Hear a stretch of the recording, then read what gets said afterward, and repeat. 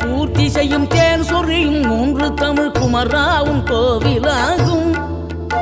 தினம் தேடி வரும் பக்தர்களின் தெளிவான முதிர்ந்த மனம் முருகாவும் மயிலுமாகும்.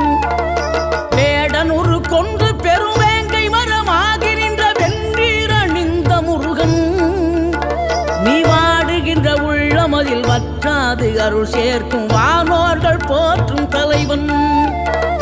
நீரெடுத்த மேனியுடன் ஆறிடத்தில் பேரெடுத்து நினைவெல்லாம் இனிக்கின்றவன், நீ ஓர் எழுத்து ஆயுதமாய் ஒளிகின்ற வேலெடுத்து உறுதுணையாய் வருகின்றவன், எனக்கு உறுதுணை